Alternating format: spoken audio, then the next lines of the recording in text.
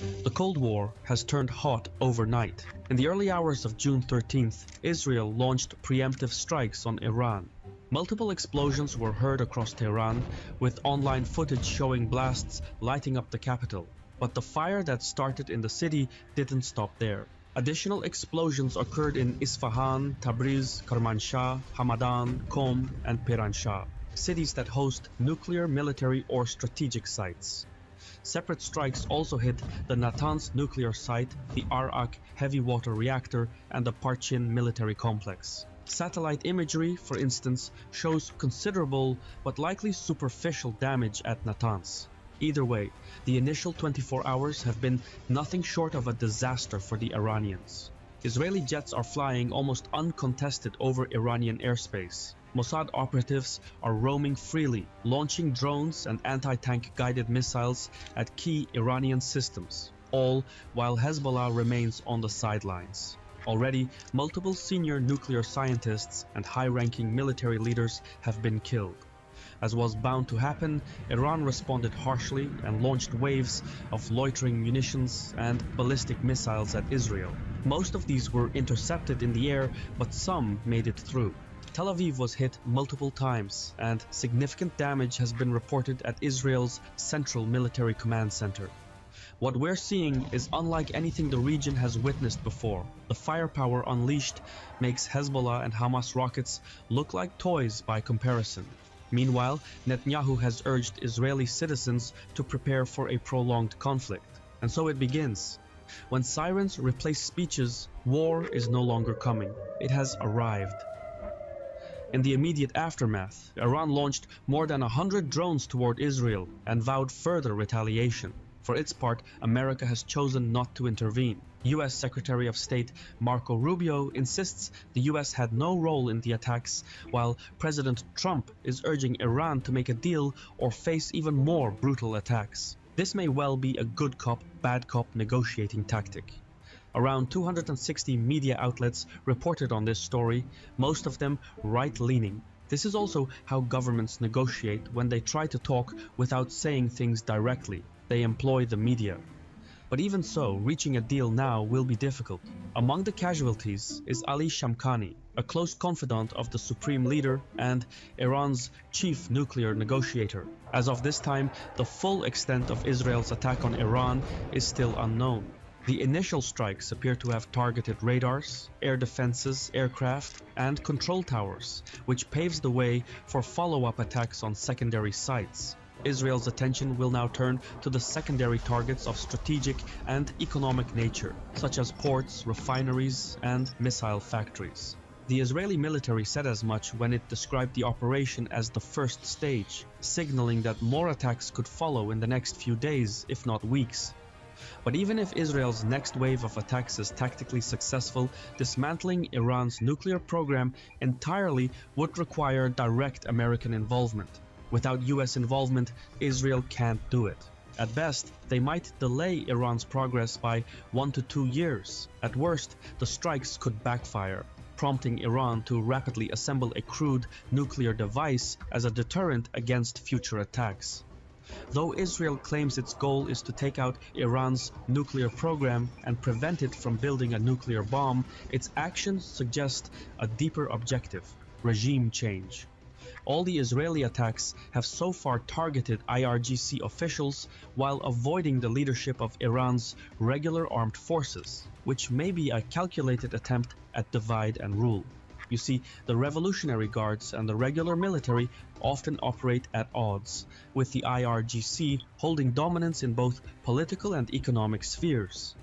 So, by degrading the IRGC, Israel may be trying to provoke internal friction, perhaps even encouraging the regular military to turn against the Revolutionary Guards in a bid for power. Tellingly, Israel's campaign is called Operation Rising Lion, which is likely a nod to the pre-revolution Iranian flag and suggests that regime change may be the ultimate objective. Whether that gamble pays off is another question entirely. Comparably, Tehran's strategy is also regime change, but through more legal means. The Iranians know they can't change Netanyahu's mind, but they might just be able to collapse his government by building up domestic pressure and triggering a vote of no confidence. To do this, Iranians will need to deliver maximum harm to Israel, but do so by focusing on infrastructure, military, and leadership targets while avoiding civilian sites as much as possible, which may be difficult in practice. And so the Iranians will want to launch waves of missiles at Israel day after day in the hope that it might lead to a vote of no confidence. This would be a political victory that helps Tehran save face and boost its position in future negotiations. But again, there is no guarantee that it would work. Regime change is less a strategy than a roll of the dice. The behavior of both Iran and Israel in the coming weeks will depend on a mix of military, political, regional, and strategic factors. Even a slight shift in one variable, like a US statement of support, could trigger ripple effects that drastically alter their next moves. In such a volatile moment, weak retaliation from Iran won't deter Israel, but a strong one risks drawing America into the war. That's precisely what Israel may try to provoke, escalating in hopes of pulling America in. By contrast, Iran will likely aim to respond in a way that shows strength and re-establishes deterrence while avoiding a wider conflict. What the Iranians will likely want are strikes that preserve an off-ramp for de-escalation, for example, by giving advance warning to the United States and regional countries. It took a similar approach during Operation True Promise in April 2024 when it launched a large-scale drone and missile attack on Israel but avoided triggering a wider conflict. So, at this stage, it's a matter of sustainment versus escalation. Israel may have deflected much of Iran's first few waves of attacks, but its stockpile of interceptors won't hold out forever. Iran can try to wear down Israeli defenses, fire enough missiles at enough targets, and some will inevitably get through. However, Iran will face attrition of its own. Drones are plentiful but relatively easy to shoot down. Ballistic missiles are far more destructive and harder to intercept, but they're not easily replaced. Iran is believed to have an arsenal of around 3,000 ballistic missiles.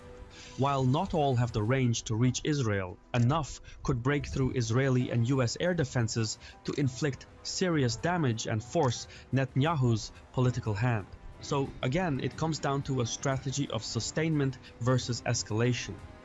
In years past, Iran wouldn't have relied solely on its missiles. Its first line of defense was its network of Arab proxies, specifically Hezbollah. But after a year of fighting with Israel, Hezbollah is now much weaker. Many of its leaders have been killed, and much of its hierarchy has been infiltrated by the Mossad agents. Hezbollah still has a large missile and rocket arsenal, but using them now would be politically risky. The Lebanese government is struggling to rebuild and has warned Hezbollah not to drag the country into another war on Iran's behalf. Thus, Hezbollah is sitting this one out. Alternatively, to re-establish deterrence, Iran could employ its proxies to launch a series of attacks on American forces stationed in Jordan, Syria, and Iraq. At the same time, the Houthis in Yemen could launch missiles at Israel and possibly target remaining US naval ships in the Red Sea. However, this would be a terribly risky move. Directly attacking US assets could prompt retaliation against the Iranian leadership, something akin to the January 2020 assassination of Quds Force commander Qasem Soleimani. The end result could see the US Air Force doing even more damage than Israel's airstrikes. Another way for Iran to establish deterrence, and less expected, would be to strike US allies in the Gulf region. For example, Iran could use its proxies to attack oil facilities in Saudi Arabia like it did in 2019, or hit targets in the UAE as it did in 2022. Attacking the oil and gas infrastructure in the Gulf region, including ships passing through the Strait of Hormuz, would almost certainly cause oil prices to surge. In such a scenario, Gulf leaders who have pledged hundreds of billions in investments to the United States would likely push Trump to rein in Israel and halt its attacks on Iran. There is no guarantee that it would work, but sometimes the shortest path to victory goes through someone else's backyard. Having said that, any Iranian attack on Gulf Arab states, while possible, would likely end the improving diplomatic ties Iran has worked to build with those countries in recent years. So every form of retaliation carries some risk of blowback. Yet perhaps the strongest form of deterrence for Iran would be to conduct a nuclear test. It would signal to both Israel and the United States that Iran is no longer bluffing about its nuclear ambitions, but it would also provoke international outrage, trigger new sanctions, and deepen Iran's isolation. Still, if the Iranian government sees its survival at stake, the supreme leader may decide the cost is worth it. A nuclear test would force the Israelis and Americans to weigh the risk of turning a conventional conflict into a nuclear one. At the very least, Tehran may opt for a non-kinetic response, one that signals nuclear intent but keeps it ambiguous enough to avoid immediate escalation. Iranian officials have long warned they would leave the non-proliferation treaty if their nuclear program came under military attack. That moment may now be near. Overall, the course of both Israeli and Iranian actions in the coming weeks will depend on the scale and intensity of what each side does next. The longer the attacks continue and the more damage they inflict, the smaller the window for de-escalation.